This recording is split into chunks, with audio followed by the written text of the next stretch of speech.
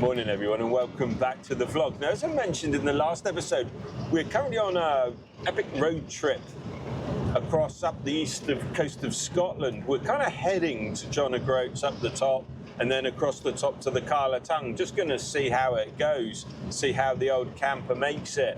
But it really is a beautiful day, sun shining, there's a lot of cloud in the sky. Now, first stop is Castle Sinclair. Now I'm heading there because I believe there's some beautiful pinnacles out on the water edge along the coastline, which should make some dramatic shots, especially on a day like today with this sort of weather. But just going to play it by ear. We'll head there anyway, have a look and see if there's anything to photograph.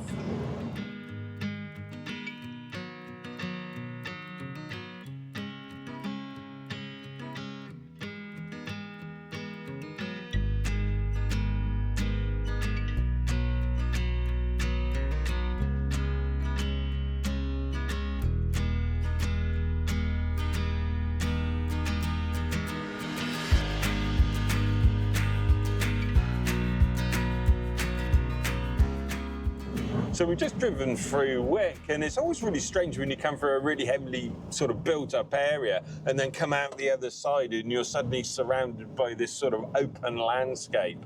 And it's quite beautiful down through here.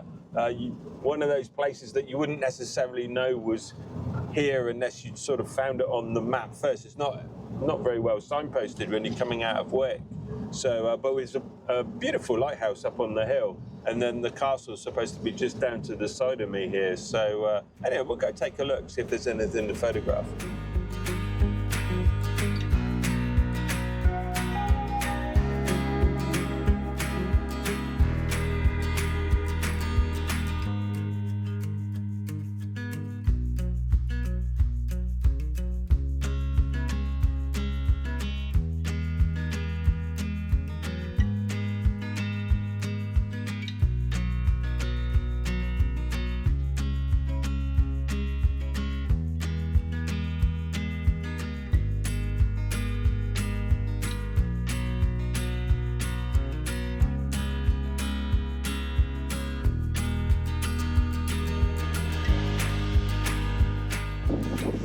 So my plan isn't really to come down and photograph the castle. What I'm hoping to do is take a look at the coastline and see if there's any nice sort of rock features down here. But it'd be interesting to see what it's like. You can see already that it's blue skies. It's only about 8:30 in the morning, but the sun's already way up in the sky.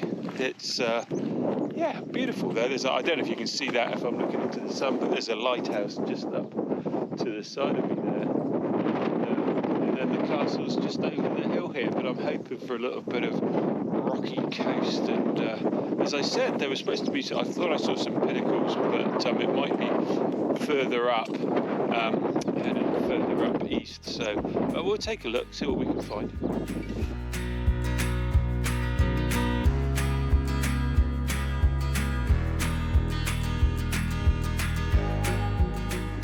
It's great coming to new areas like this because you never really know what you're going to find. There's some dramatic coast along the east side of Scotland here, especially further up as you go further north. And there's a lot of big open wide spaces, but there's also some really beautiful jagged coastline, and not always easy to see. So you really do have to get out and have a good look and explore the area quite a bit.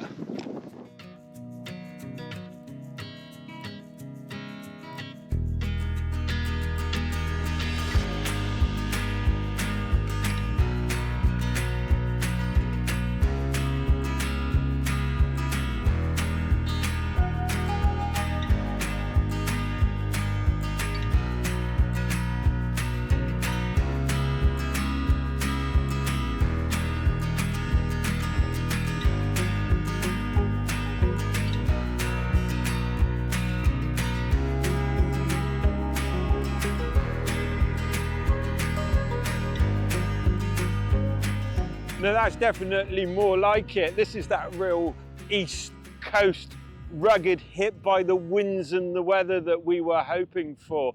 It's funny when you're looking at across some of these landscapes, it looks incredibly flat, But when you really get out and start walking around and looking about, some of this coastline is incredibly dramatic, and it really doesn't get any better than that. It's just incredible. There's some beautiful rocks leading up to the sort of shore, well, not that there is a lot of shoreline, it comes straight up to the cliffs there. And then we've got these real dramatic angles to the rock where it's been worn away gradually over time. And then we've got that stunning sea stack in the background there and the lighthouse perched on the top. It really is quite a dramatic scene. Now, the only thing I would say is that the light is almost directly overhead, almost directly over the lighthouse. So I think, if anything, it's going to be a late evening shot if the sunlight goes round far enough. Hopefully it will be, but the gulls are obviously nesting all along these rocks as well, so it just adds to that drama, seeing them sweeping in through the coastline there. Anyway, I think we'll just sort of work our way around, look at some shots, but as I say, I think it's going to be later this afternoon, evening, to get some photographs, but it's a good time to sort of set up some compositions. There's some light just coming in now across from behind me, but it's not going to touch the sides of the cliffs, I think.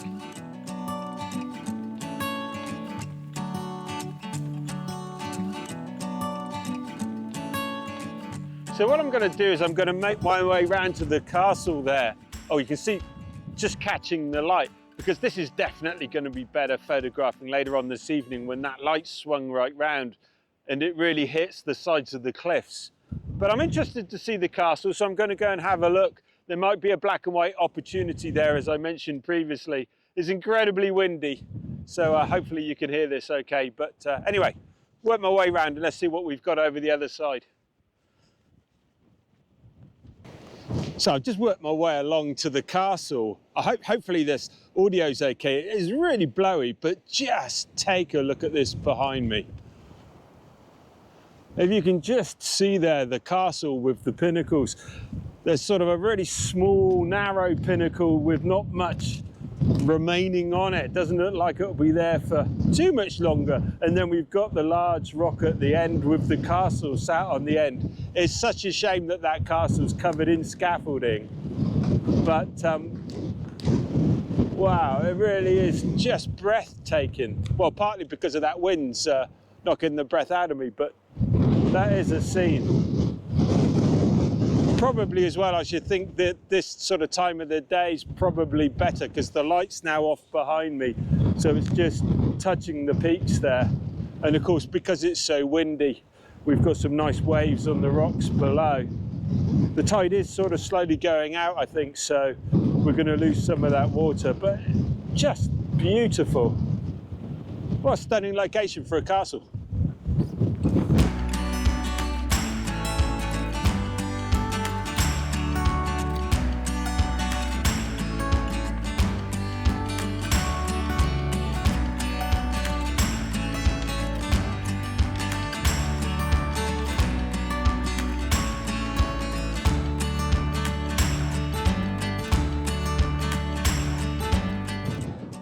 So my plan is to get a couple of shots in here, two different types of images. First of all, I'm going to put on the Maven 720 infrared filter because I think it could really add some drama to the scene. And I often think when you're shooting things like castles, old buildings, black and white actually works really nicely. Now we've got all of these greens across the rocks, which of course are going to go white. We're going to get that sort of color shift. And then the blues in the sky as well are going to really darken.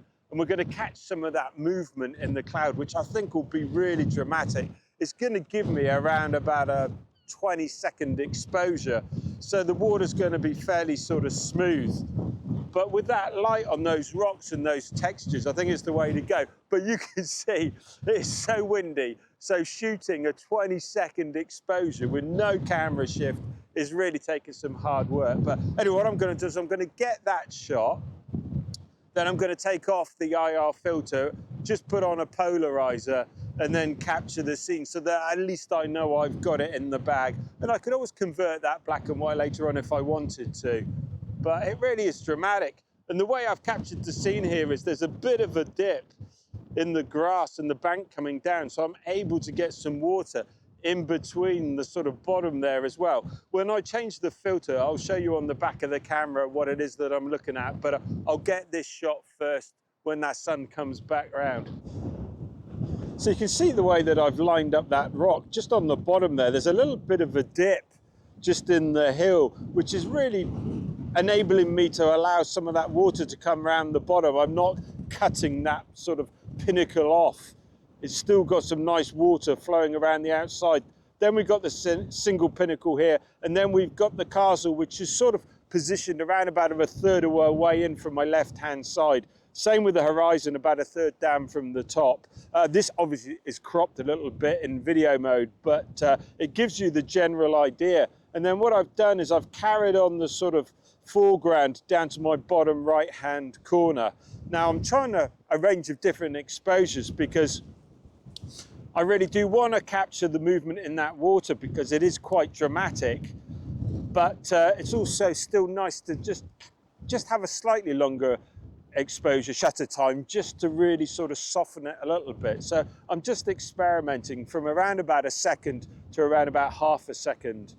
And you can see the gulls coming in now, just sort of, they keep flying around, but I'm not going to get them in this shot.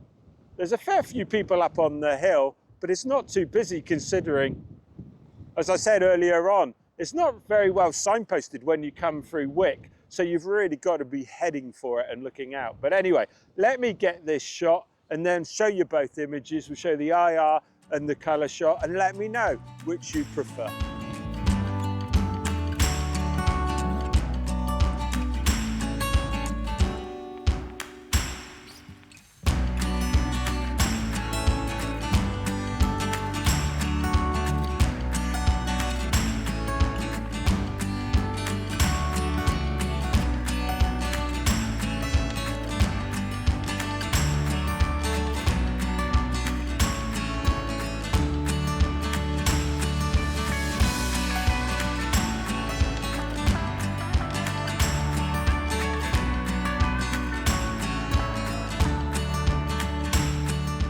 Now, I'm really excited to share something new with you, my ebook, Framing Scotland. Inside, I'll take you to 15 of my favourite locations, from hidden waterfalls to wild coastlines and mountain glens throughout Scotland. Each chapter gives you practical tips on what to look out for, the gear that'll help you get the best shots, and interactive maps so you can find the exact locations yourself. Plus, you can click straight through to the vlog episodes filmed on location. You can grab a copy through the link in the description below or visiting the website at andylockphotography.com. Every purchase directly supports the channel and helps us keep creating more photography adventures for you. So if you've enjoyed the videos and you want your own guide to exploring and photographing Scotland, this book is for you.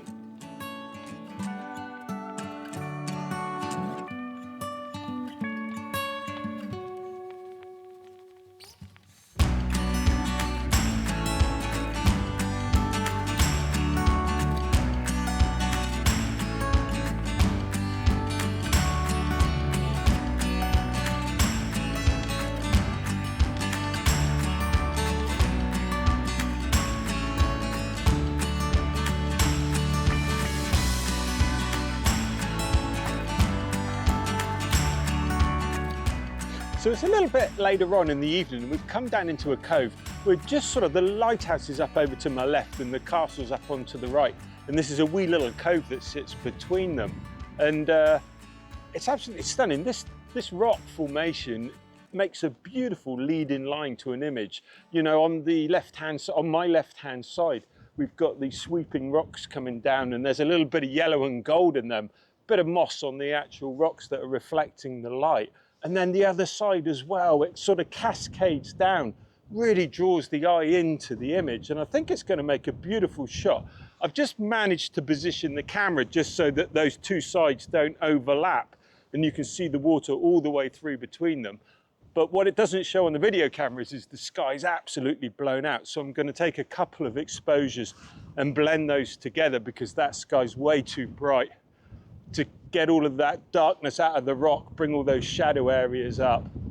But I think what I'll probably do is shoot one exposure on around about 25-30 seconds so that I can catch the movement in the clouds, because it's an incredibly windy day, as I'm sure you can hear through the mic.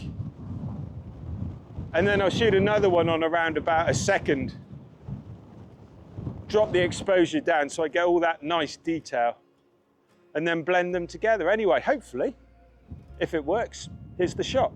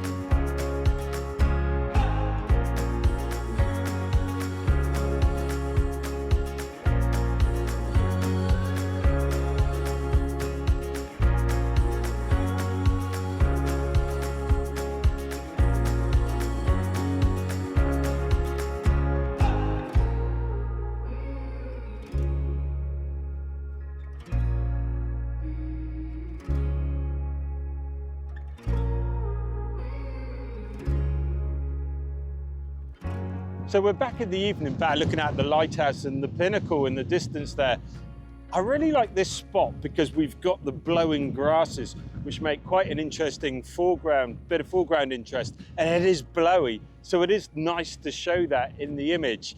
I did take a look previously over on the other ledge looking back, which captures a little bit more rock in the scene. So I think I'm going to try and set up for this shot first and see how it looks. But it's quite incredible. I mean, you know, the first time we were here was 10 hours ago, looking at this scene, thinking about where the light's going to be, where we're going to take the image from, setting up compositions. So in a way, it's almost taken us 10 hours to get this shot. So let's hope it's worth it.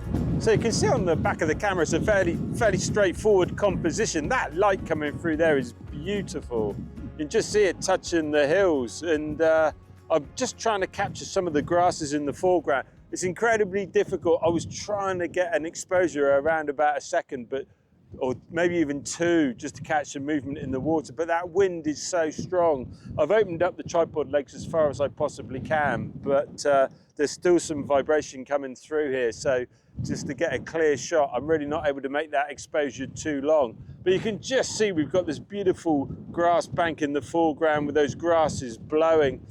And then we've got the light just capturing the sides of the rocks there and the pinnacle in the distance. And even that lighthouse is lit up beautifully. Let me just switch over and get that shot while that light's just looking so nice there.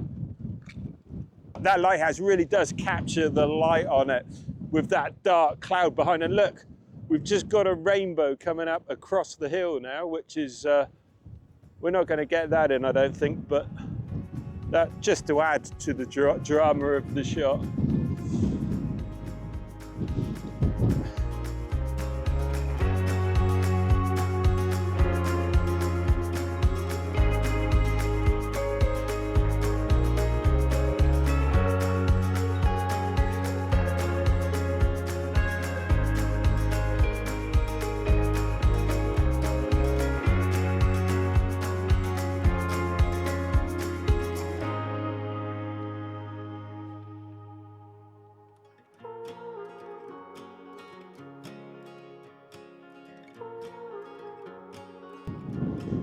This wind makes it incredibly tricky, not only because I'm standing right on the edge of the sort of cliff to get the shot, but also trying to keep everything steady as well.